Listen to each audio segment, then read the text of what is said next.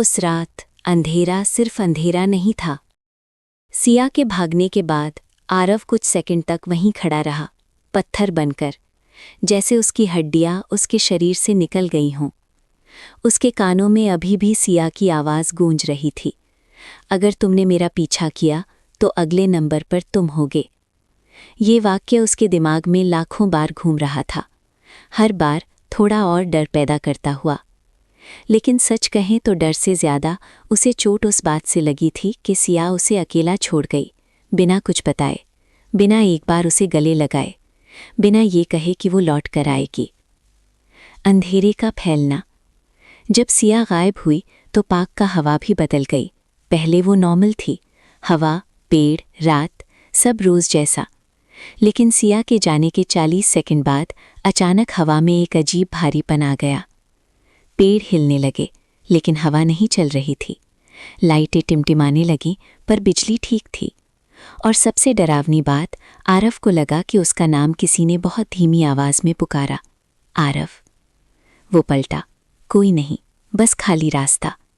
पत्तों की हलचल भी रुक गई थी, जैसे रात खुद मौत की तरह सांस रोककर उसे देख रही हो। काला कोट वाला। अचानक पार्क की सबसे पीछे वाली पगडंडी पर एक आदमी खड़ा था, लंबा, पतला, पूरी तरह काले कपड़ों में। उसका चेहरा नहीं दिख रहा था, बस उसकी आंखें, लाल नहीं, पीली नहीं, बल्कि एकदम काली, पूर्ण अंधकार। वो आदमी बिना हिले, बिना पलक झपकाए सीधे आरव की तरफ देख रहा था। आरव ने 2 कदम पीछे लिए। उसका दिल इतनी तेज धड़क रहा था जैसे पसलियां तोड़कर बाहर निकल जाएगा। काले कोट वाला आदमी धीरे धीरे चलना शुरू हुआ। उसके कदमों की आवाज़ नहीं थी, ऐसा लगा जैसे वो हवा में तैर रहा हो। आरव डर के मारे चिल्लाना चाहता था, लेकिन गला जाम हो गया। वो आदमी 5 कदम, 4, 3, धीरे धीरे उसी तरफ बढ़ रहा था जहां सिया थोड़ी देर पहले दौड़ी थी, जैसे वो उसके पीछे जा रहा हो। जब वो बिल्कुल मोड़ के पास पहुंचा तो अचानक धप, लाइट बुझ गई और आदमी गायब, एकदम गायब, जैसे वो कभी था ही नहीं। लेकिन उसकी गायब होने के बाद हवा में जो गंध बची थी, वो गंध आरव ने पहले भी महसूस की थी। उसी दिन सिया के हाथ पकड़ने पर, वही हल्की सी जली मिट्टी और धुएं की गंध, जो अब किसी और के हाथ में था। दूसरे दिन सुबह 4:11 बजे आरव के फ़ोन पर एक कॉल आई। Caller ID SIA calling. Aarav की रूह कांप गई।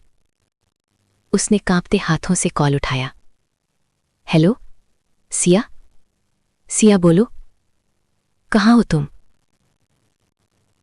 कुछ सेकंड तक सिर्फ सांसों की आवाज आई, बहुत भारी, बहुत डरावनी, बहुत रुक रुक कर, जैसे कोई बहुत चोट खाई हो। फिर एक आवाज आई, लेकिन वो सिया की नहीं थी। वो आवाज रूखी थी, खुरदुरी थी और बिल्कुल इंसान जैसी नहीं थी। उस आवाज ने सिर्फ एक लाइन बोली, उसे ढूंढना मत, वो अब हमारी है। फिर कॉल कट। आरव का फोन उसके हाथ से गिर गया। उसने तुरंत वापस कॉल किया, लेकिन नंबर नॉट इन सर्विस बता रहा था, जैसे वो कॉल कभी एग्जिस्ट ही नहीं करती। फाइल सिया का एक पुराना फोटो, जिसमें वो अकेली नहीं थी। अगले दिन आरव ने सिया का सोशल मीडिया खोला। सब कुछ अब भी वैसा ही था। कोई अपडेट नहीं, कोई लाइक नहीं, कोई स्टोरी नहीं। लेकिन उस रात एक अजीब चीज दिखी। एक फोटो जो उसने कई बार देखा था। सिया एक पुल के पास खड़ी है, मुस्कुराती हुई। लेकिन आज वो फोटो अलग थी। पिछली बार उस फोटो में सिर्फ सिया थी। आज उसके पीछे कोई धुंधली परछाई खड़ी थी। वही काला कोट, वही लंबाई, वही काली आंखें। आरव का खून ठंडा पड़ गया। सिया के पीछे ये कोई आदमी उसकी जिंदगी में बहुत पहले से मौजूद था, और शायद वही आदमी उसका पीछा कर रहा था। काती नोट वाली रात। अब उसका दूसरा हिस्सा भी सामने आया।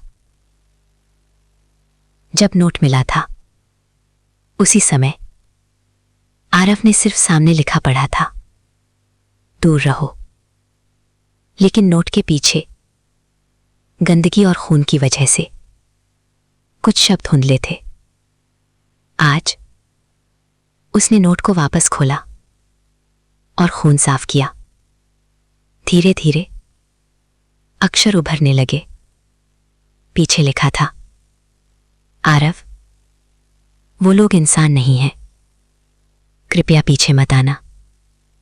अगर तुम आए तो मैं मर जाऊंगी। और सबसे नीचे आधा मिटा हुआ वाक्य, उन्होंने मुझे देख लिया है। आरव की रूह कांप गई। मतलब सिया को कोई उन लोगों ने पकड़ लिया था, और वे लोग अब आरव को भी देख चुके थे। वो लोग आरव के लिए आ रहे थे। रात 1:26। खिड़की अपने आप खुली। टप टप, जैसे कोई खिड़की पर उंगलियां चला रहा हो। आरव धीरे धीरे उठा, पर्दा हटाया। बाहर कोई नहीं, लेकिन खिड़की के कांच पर एक हाथ का निशान था।